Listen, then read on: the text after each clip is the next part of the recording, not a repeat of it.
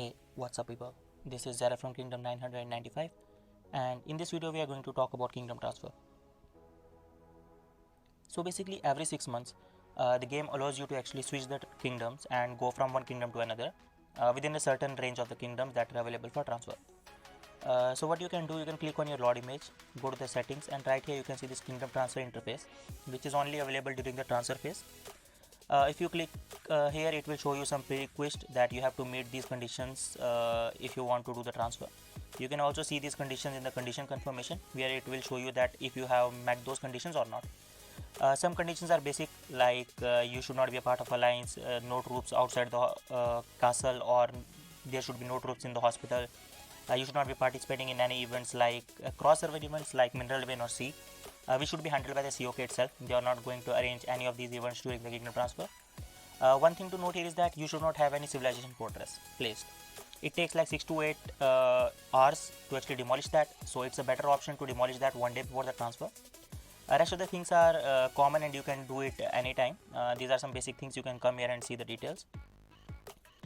Now after this, in the interface you can see all of the kingdoms that are eligible for transfer. You can click on any kingdom and it will show you the appropriate number of transfer cards required to transfer to that kingdom based on what power you have and based on the power of the people which are already present in that kingdom. We will talk about that in detail. So when you actually decide to move to a certain kingdom, for example, say I want to move to 597, there are two processes which we follow. One is for a P5 castle and another one is for a P6 castle. This transfer happens in two phases. One is the registration and the other one is the transfer. In the registration phase, only a certain set of people are allowed to transfer to that kingdom based on the transfer limit of that kingdom, which you can see if you click here, limit for the transfer, and you can see that suppose for kingdom 1 only 30 P6 castles are eligible. And similarly for a lot of other kingdoms there can be 20, 50 or 100, 100 being the highest.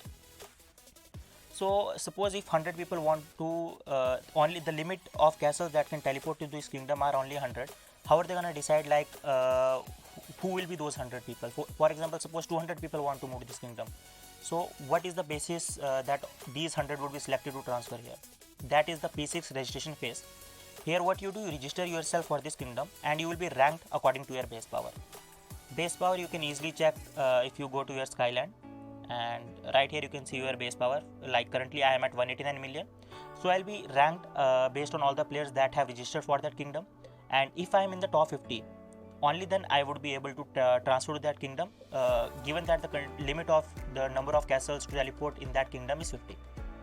So you have to make sure that your base power is sufficient to move to a kingdom. For a newer kingdoms like 2098, 97, 96, a lot of people will be moving there and they would be having a high base power. So the competition is high, but if you try to move to an old kingdom, the number of players moving to old kingdom is less. So the base power is not a big trouble there. Now this was for a P6 castle. In case of P5, you don't have to go with the registration stage. No matter how many P5 want to move to any kingdom, they can move. The limit is only for P6. So if you are a P5, you don't have to do with the registration phase. But if you are a P6, then definitely you have to register here.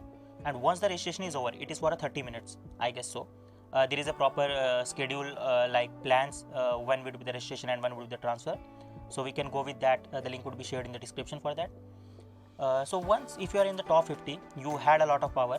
Now you are eligible to transfer to that kingdom. When the transfer phase opens, when you are moving, you would require these transfer cards based on the power you will be having in that kingdom. This is a little complicated. Suppose if I go to my kingdom and let's see the lot power rankings, and if you can see the power of these players here. So if you are ranked 50, you will require only one transfer card.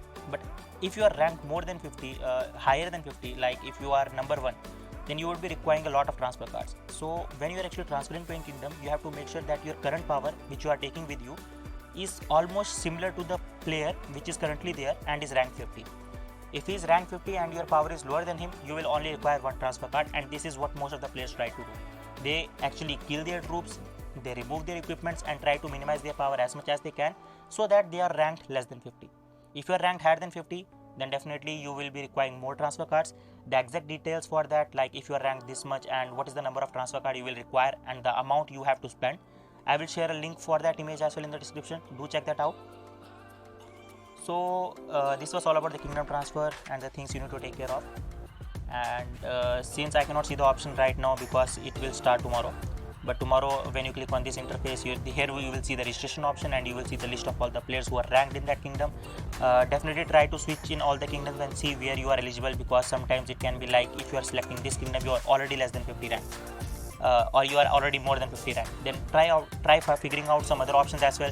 Definitely make a farm and go to that kingdom you want to teleport to and see what are the powers of the lords there, because even if you are registered but your power is too much and you don't have that much transfer card, you will be stuck in your current kingdom. So I hope this gives a general idea and overview of what kingdom transfer is and how will this take place. If you like the video, drop a thumbs up. Any questions, feel free to drop in the comments. See you in the next video. Till then, have a nice day.